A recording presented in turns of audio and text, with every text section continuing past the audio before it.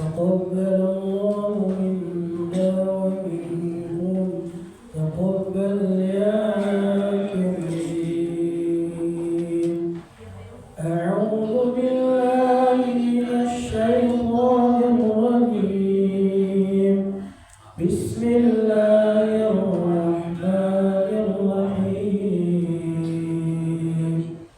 يا أيها الذين آمنوا لا تسألوا عن أشياء إن تبد لكم تسؤكم وإن تسألوا عنها حين ينزل القرآن تبد لكم عفى الله عنها والله غفور حليم. قد سألها قوم من قبلكم ثم أصبحوا بها كافرين. ما جعل الله من بحيرة ولا سائبة ولا وصيلة ولا حام ولكن الذين كفروا يفترون على الله الكذب وأكثرهم لا يعقلون. وإذا قيل لهم تعالوا إلى ما أنزل الله وإلى الرسول قالوا حسبنا ما وجدنا عليه آباءنا أولو كان آباؤهم لا يعلمون شيئا ولا يهتدون. يا أيها الذين آمنوا عليكم أنفسكم لا يضركم من ضل إذا اهتديتم إلى الله مرجعكم جميعا فينبئكم بما كنتم تعملون. يا أيها الذين آمنوا شهادة بينكم إذا حضر أحدكم الموت حين الوصية اثنان ذوى عدل منكم أو آخران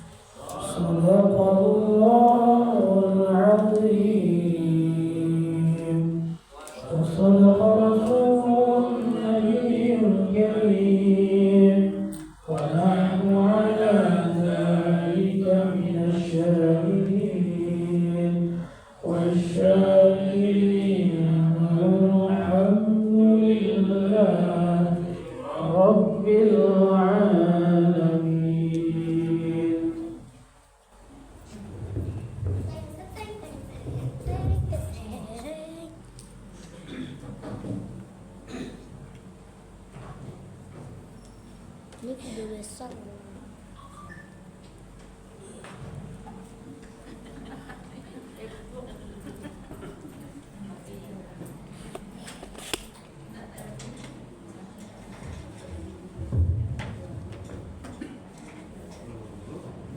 Pak RT. Siap. Siap dan. Siap.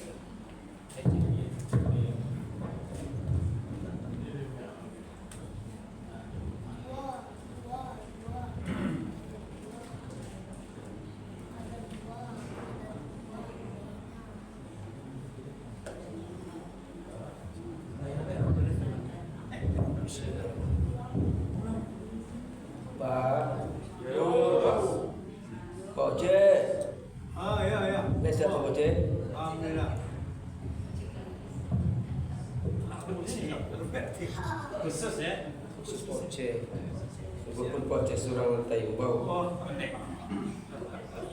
Masih udah cukup. Musia depan dia. Oke, cut dulu lah. Perdagangan jamu ada di barat. Di tepi hutan yang pohonnya lebat. Jika hidupmu terasa berat, mengaji Al-Quran adalah obat. Assalamualaikum warahmatullahi wabarakatuh. Waalaikumsalam warahmatullahi wabarakatuh. Alhamdulillah wa syukurillah pada pagi yang cerah yang indah ini kita masih diberikan nikmat sehat, kesempatan, iman hingga kita dapat kembali berkumpul di majelis ilmu musyawarah thayyibah yang kita cintai. Bapak-bapak, ibu-ibu, sidang subuh yang dimuliakan Allah.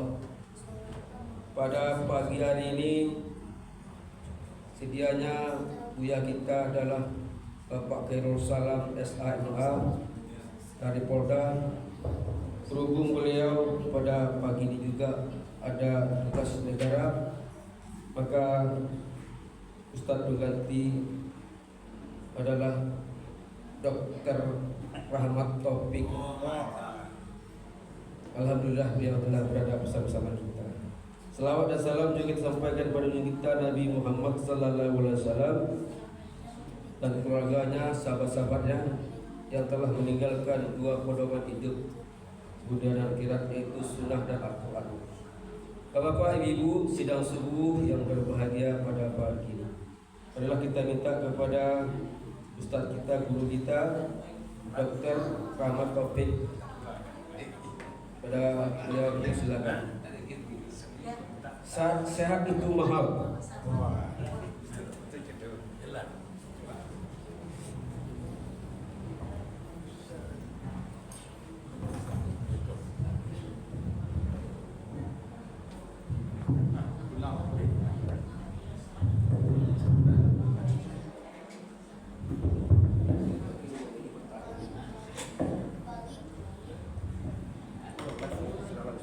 Bismillahirrahmanirrahim. Assalamualaikum warahmatullahi wabarakatuh. Waalaikumsalam warahmatullahi wabarakatuh. Alhamdulillah rabbil alamin. Wassalatu wassalamu ala asrafil anbiya'i wal mursalin wa ala alihi rasulillah ajmain. Rabbi shrah li sadri wa yassir li amri wahlul 'uqdatam min lisani yafqahu qawli. Teman-teman sekali, mari kita panjatkan puji beserta sukacita kepada Allah Subhanahu wa taala yang telah melimpahkan rahmat dan karunia-Nya kepada kita bersama, sehingga dengan limpahan rahmat dan karunia juga lah kita dapat hadir di musala yang berbahagia ini dalam rangka meningkatkan ibadah kita di bulan suci Ramadan ini, dimulai dengan salat subuh tadi, kemudian kita jalankan ke ibadah puasa untuk siang hari nanti. Kemudian salam dan banyak kita kirimkan buat junjungan kita, yakni Nabi besar Muhammad Sallallahu Alaihi Wasallam. Baiklah, Bapak Ibu jamaah musala Thayyibah yang berbahagia, sebagaimana disampaikan oleh Pak Humas kita tadi, bahwasanya yang akan memberikan kajian kita pada pagi ini adalah Abisat kita Pak Khairul Salam. Tapi berhubung karena beliau ada keperluan mendadak yang tidak dapat ditinggalkannya, maka beliau tidak bisa hadir di tengah-tengah kita. Namun walaupun begitu, kegiatan rutin kita di Musantibah ini tetap berjalan sebagaimana mestinya. Terima kasih kami ucapkan kepada Bapak Ibu. Seperti yang telah disampaikan oleh Pak Umas tadi, bahwasanya ceramah kita pada pagi ini tentu berhubungan juga dengan kesehatan. Di mana tema yang akan kami hadirkan pada pagi ini adalah yang berjudul dengan apa itu sehat secara kafah. Apa itu secara kafah? Jadi kalau Bapak Ibu mendengar kata kafah, mungkin sudah pernah juga mendengar bahwasanya kita dalam beragama ini, terutama agama Islam itu kita ikut beragama secara kafah. Ternyata di kesehatan itu ada juga bagaimana kita dituntut atau diminta atau diharapkan kita hidup secara sehat secara kafah. Artinya kita betul-betul sehat secara lengkap, baik dari segi manapun dilihat dari sisi apapun. Kapan kita dikatakan sehat secara kafah? Ada 4 kriteria yang menyatakan bahwanya kita itu secara kafah. Yang pertama itu adalah kalau dilihat dari segi fisiknya. Mungkin selama ini kita berpikiran yang kita dikatakan sehat itu, yang kita dikatakan tidak sakit itu, mungkin kita lihat dari segi fisiknya saja mungkin selama ini. Dimana selama ini kalau seandainya ada sesuatu di tubuh kita, ada penyakit yang tubuh kita, itu kita yang dikatakan dengan sakit. Dimana di situ dapat kita lihat dari berbagai aspek, mulai dari segi fisik, dimana kalau seandainya telah ada gangguan-gangguan fisik di tubuh kita, mungkin kita itu menganggap itu adalah sesuatu yang tidak wajar.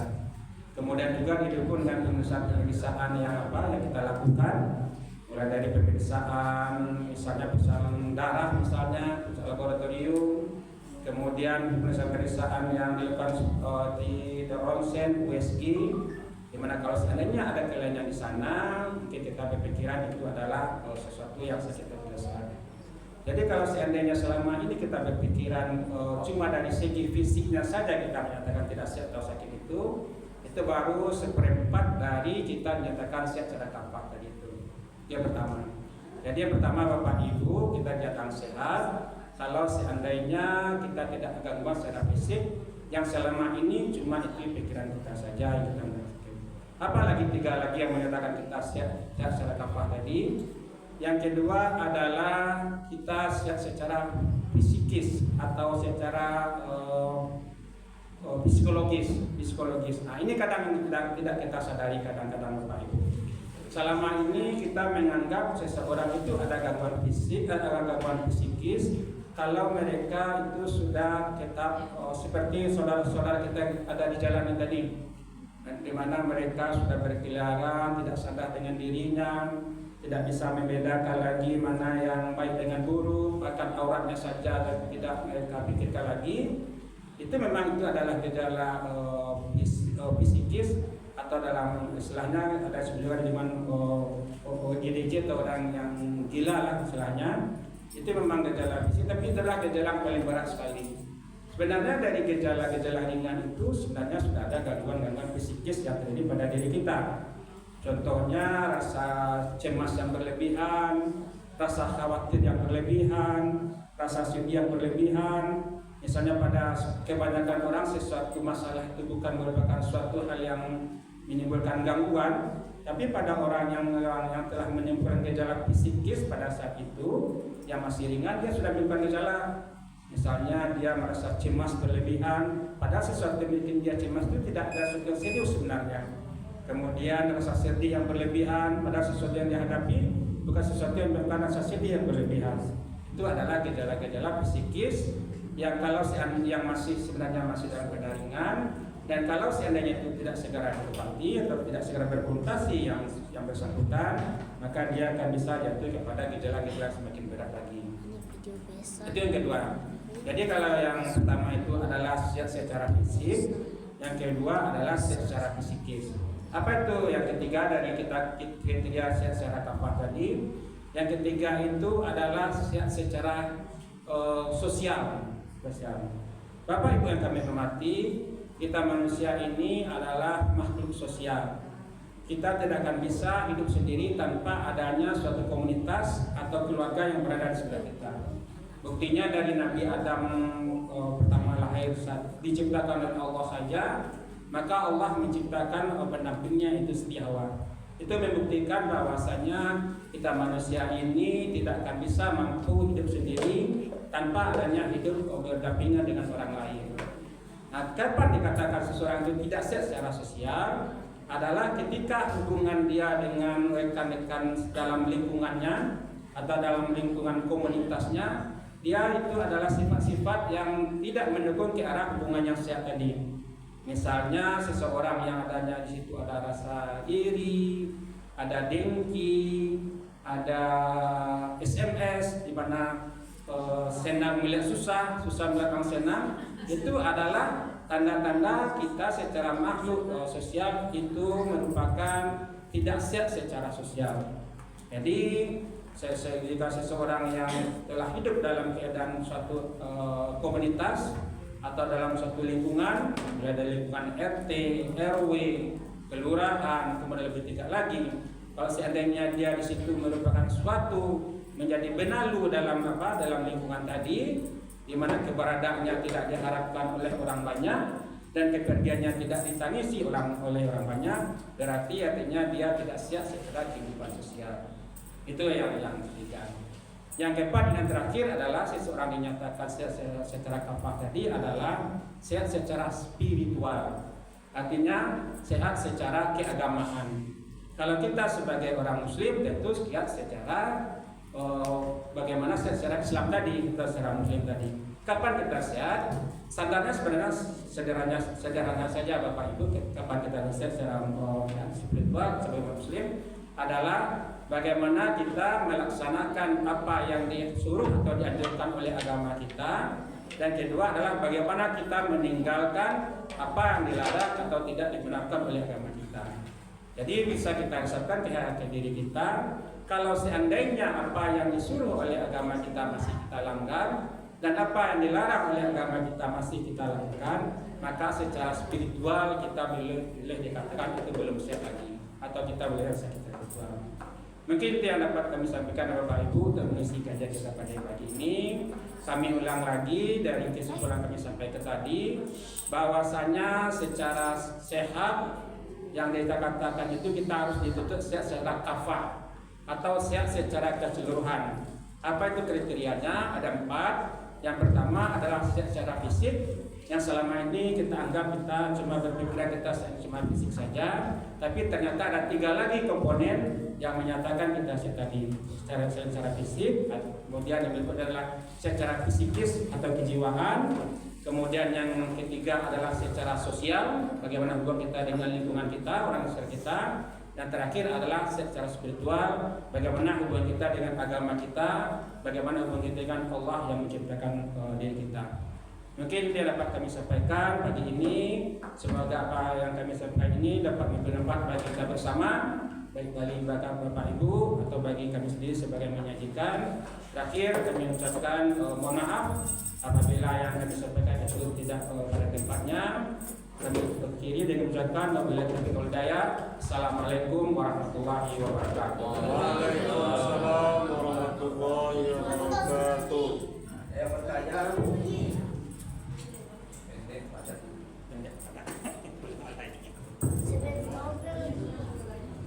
ada bertanya.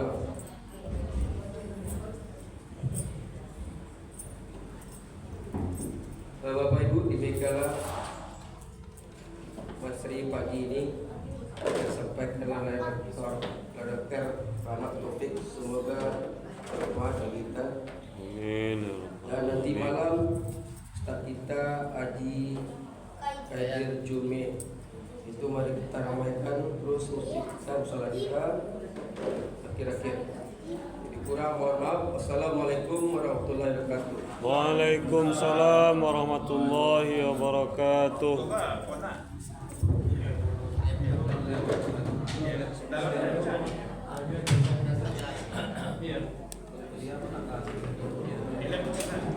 Ini Cakapian saya mau dah. Cakapian.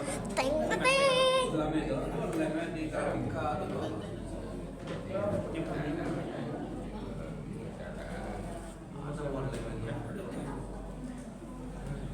Namakan. Ya.